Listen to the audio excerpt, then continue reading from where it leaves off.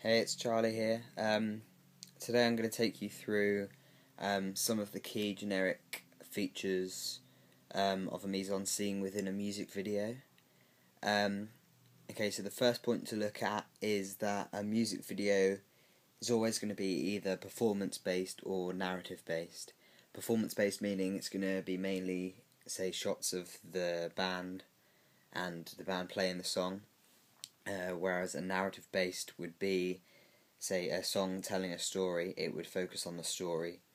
But also a music video can kind of incorporate both of those aspects and both of those techniques into one. So you could have different cuts. So it'd be shots of the band playing, cutting then to the story. In some ways mine is a bit of both. It's mainly a story, so it would be narrative based. However, there's various shots of me playing the main character singing, mouthing the lyrics, so that could be seen as performance based. Okay, so there is a significant figure within the music industry called Andrew Goodwin. I have done a post on him previously that you can see on my blog.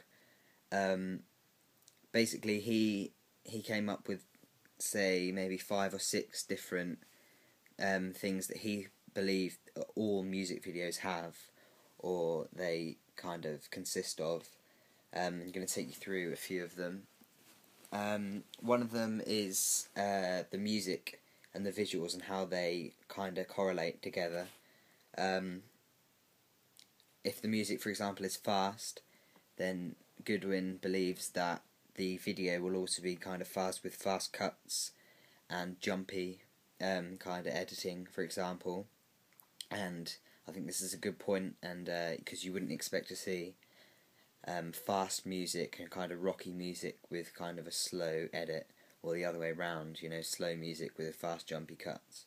The second thing one of the things he thinks of is the intertextual references that are present within music videos. So maybe it could be a reference to a movie or something in the news at the current time. In mine, I know, for example, I put into mine references to the film of In Love with Alma Cogan. It's not so much kind of the content I reference to rather than the location. Mine is obviously, when you see it, it's set primarily in Cromer, on Cromer Beach, as well as In Love with Alma Cogan, the film, which was released in 2010, I think, is entirely based in Cromer. And some of the shots I've used in my video were inspired by that film. Okay, so another thing that Andrew Goodwin looks at is relationship between lyrics and visuals. If the artist is singing something, say for example he was singing about love, you'd expect to see in a music video shots of something connoting love. This is very much present in mine. For example, the guy singing the song talks about how his girlfriend went out and actually got drunk, and there's a shot of her dancing drunk at night. So that's the kind of thing he's talking about there. This kind of leads us on nicely to our next point. Most music videos are usually either illustrative, if that's the right word, or contradicting, meaning that the lyrics either kind of follow the visuals, or the music video either follows the lyrics or it opposes it. For a more abstract kind of effect, you'd say it would want to oppose it. Another thing, obviously very, very significant in music videos, is the camera shots and camera angles used. Some of the kind of generic camera angles that might be used are close-ups on the lead singer or even on some of the other artists, and kind of mid-shots of the band performing if it's a kind of performance-based video.